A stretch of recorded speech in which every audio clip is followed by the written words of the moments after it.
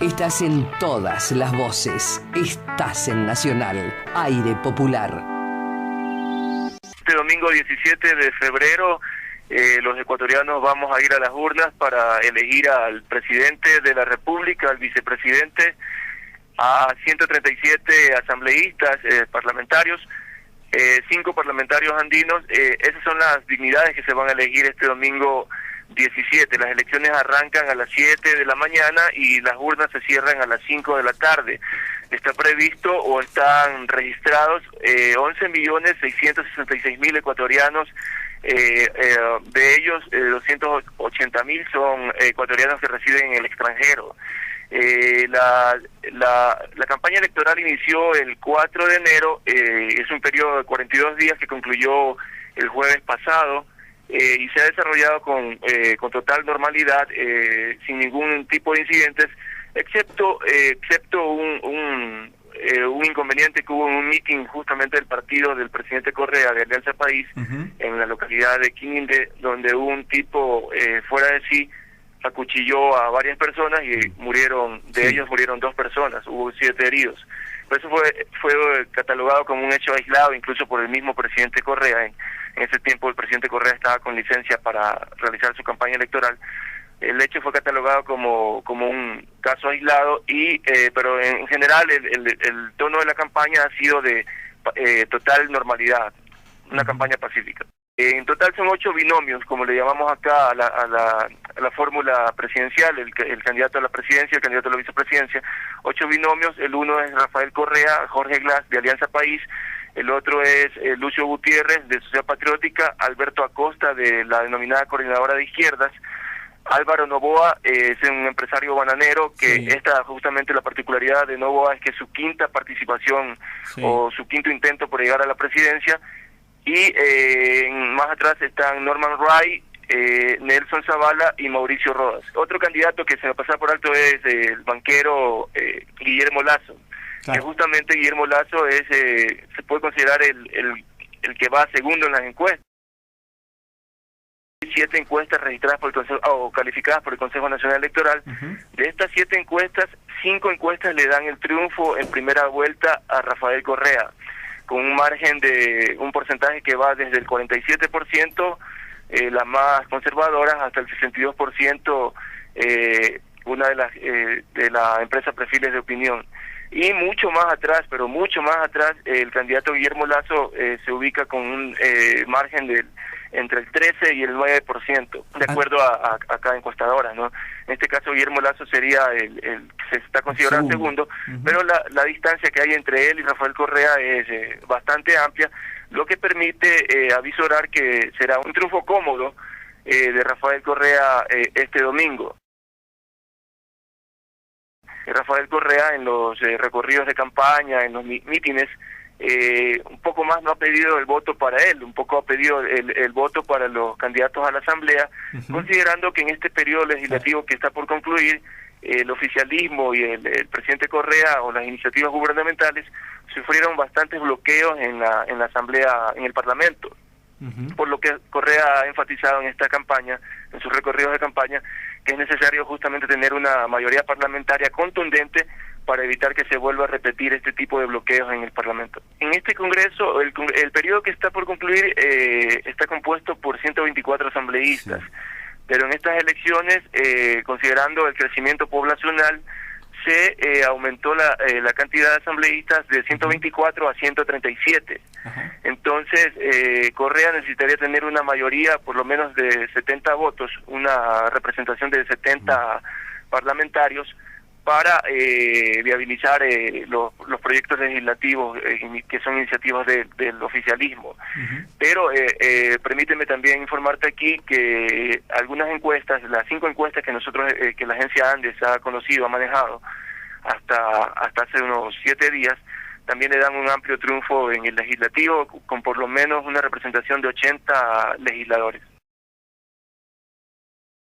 La oposición política no pudo llegar a un acuerdo como el acuerdo que se consiguió en Venezuela para que haya unas elecciones primarias de la oposición e ir con un solo candidato que enfrente a Rafael Correa, que muchos ya preveían que que Rafael Correa es fuerte, ¿no?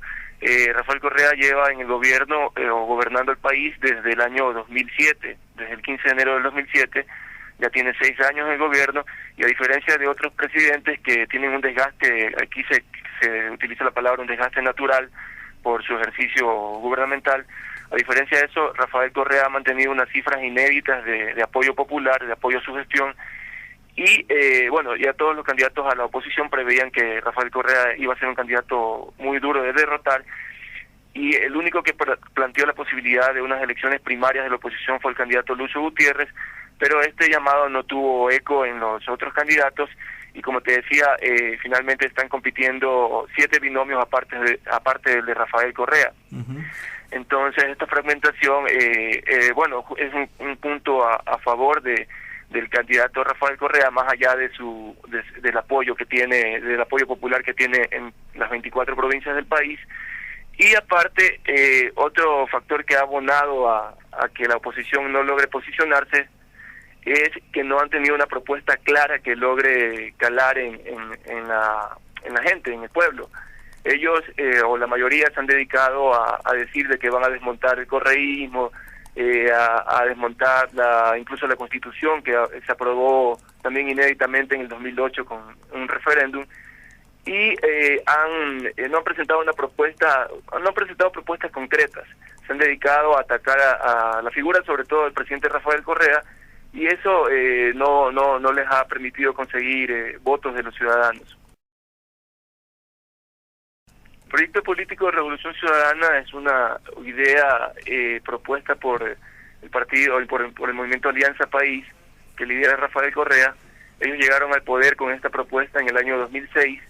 De hecho, una de las propuestas revolucionarias era no presentar candidatos al Parlamento, porque en ese entonces Rafael Correa decía que el Parlamento estaba desgastado y estaba tomado por lo que él llama la partidocracia, que no es más que los partidos tradicionales que habían gobernado el país y se habían sometido a las disposiciones del Fondo Monetario Internacional y otros organismos internacionales.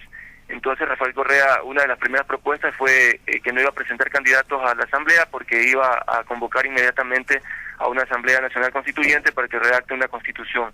Y eso fue efectivamente lo que hizo.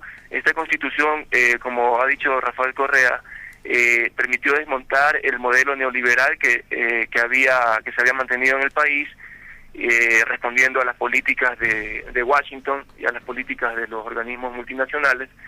Y también otra de las políticas revolucionarias fue que Rafael Correa, ni bien emprendió su mandato en el 2007, renegoció la deuda externa con condiciones favorables hacia el país. O sea, los gobernantes anteriores a Rafael Correa pagaban puntualmente la deuda externa, incluso con intereses sobre intereses. Rafael Correa propuso no pagar la deuda externa, y eso generó que caigan los bonos o que caigan los precios de los bonos de la deuda de Ecuador, y le permitió renegociar en términos favorables para el país, o sea, en condiciones, como él le llama, soberanas para el país. Otra de las características de la Revolución Ciudadana es una gran inversión en el área social, lo que le ha permitido, los candidatos de la oposición le llaman a esto políticas asistencialistas, pero realmente la inversión social ha permitido que se bajen los índices de pobreza y se disminuya incluso algunos índices de pobreza que se habían mantenido históricamente en el país. También la Revolución Ciudadana ha logrado una gran infraestructura vial, infraestructura en hidroeléctricas, lo que le ha permitido también tener una soberanía energética, como llama Rafael Correa, porque antes Ecuador dependía mucho de la energía que le compraba a Colombia y a Perú. Ahora Ecuador está en condiciones incluso de vender energía a los países vecinos. Pero algo que rescata Rafael Correa en recientes declaraciones que nos dio a la agencia Andes, porque más allá de la infraestructura vial, más allá de la inversión económica, más allá de los logros económicos, una de las cosas que él rescata es que la gente ha logrado recuperar la esperanza, porque el periodo que le precedió a Rafael Correa fue un periodo de inestabilidad política, con siquiera 3 presidentes que fueron destituidos de manera consecutiva. Uno fue Abdalá Bucaram en 1997, otro fue Yamil Maguad en el año 2000 y otro fue Lucio Gutiérrez. Esta inestabilidad política había generado también una desconfianza de los ciudadanos en la clase política y que ha sido de alguna manera rescatada por Rafael Correa, y como te decía, eso es uno de los logros que él destaca. Se nota una polarización de los medios privados, autodenominados independientes, objetivos e independientes, y de los medios públicos que tomaron impulso justo en el gobierno de Rafael Correa, lo que no significa necesariamente que sean medios gubernamentales. Son medios públicos y estatales que responden a una lógica de una agenda de país. Los medios privados, por lo contrario, desde que Rafael Correa inició su gestión,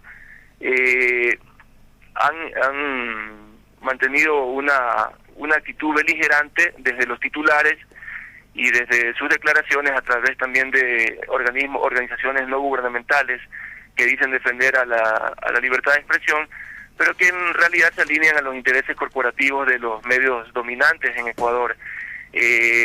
Aquí había 4 familias que son las propietarias de las grandes cadenas nacionales de televisión, y también 3 o 4 familias que son las propietarias de los medios impresos, de los periódicos que tienen mayor circulación a nivel nacional. Esta hegemonía de los medios de comunicación privados se rompió con el surgimiento de los medios públicos. En Ecuador, desde el 2007 se fundó el canal público, la televisión pública, la radio pública y la agencia pública de noticias, que es la agencia Andes. Esto ha permitido de alguna manera no confrontar con los medios privados, pero sí mostrar información que los medios privados ocultan, no sé si por interés, no sé si por su beligerancia hacia el gobierno, y la ciudadanía ha valorado esto al punto de que los medios públicos han logrado posicionarse con una gran credibilidad a nivel ciudadano. Una reciente encuesta ponía justamente como las instituciones con mayor credibilidad a la Iglesia Católica, a las Fuerzas Armadas, al gobierno, a los medios públicos y unos puestos más atrás a los medios privados. Como te decía, los medios privados se han sentido de alguna manera desplazados, y esto ha aumentado un poco la beligerancia. Incluso, como tú también decías, ha habido algunas actitudes hostiles. En mi caso particular, una marcha de la oposición que hubo en marzo de este año, marzo del año pasado, fui casi agredido por simpatizantes de un político de oposición, pero esa es otra diferencia con los medios privados. Los periodistas de los medios públicos cumplimos nuestra labor y no estamos permanentemente quejándonos de supuestos ataques a la libertad de expresión. En Ecuador, la libertad de expresión está más viva que nunca. Eso lo puede comprobar cualquier persona que llegue al país y vea y converse con cualquier ciudadano, o escuche cualquier programa de radio, o lea cualquier periódico, o vea la televisión. Se puede ratificar, se puede comprobar que la circulación de las ideas no está coartada de ninguna manera. Incluso hay locutores de radio que se permiten insultar al presidente de la República, pero eso es parte de la libertad de expresión. Entonces los medios dominantes de alguna manera han querido posicionar hacia el exterior, con sus medios aliados en el exterior, han querido posicionar la idea de que en Ecuador un poco más no se puede ni mirar más del presidente, pero eso es una idea alejada de la verdad. Mañana las urnas se cierran a las 5 de la tarde, son 2 horas más en Argentina, a las 7 de la noche en Argentina, y los resultados oficiales se podrán tener a partir de las 7:30 de la noche o 7 de la noche de Ecuador, o sea, 2 horas después de que se cierren las urnas, según han informado los vocales del Consejo Nacional Electoral. Aparte también, a partir de las 5 de la tarde, están autorizados los conteos a boca de urnas de los medios privados. Los medios públicos también creo que van a contratar los denominados exit poll. Entonces ya seguramente a partir de las 5 ya se podrá saber, 5 y unos minutos se podrá saber ya igual una tendencia de lo que los ciudadanos han expresado en las urnas.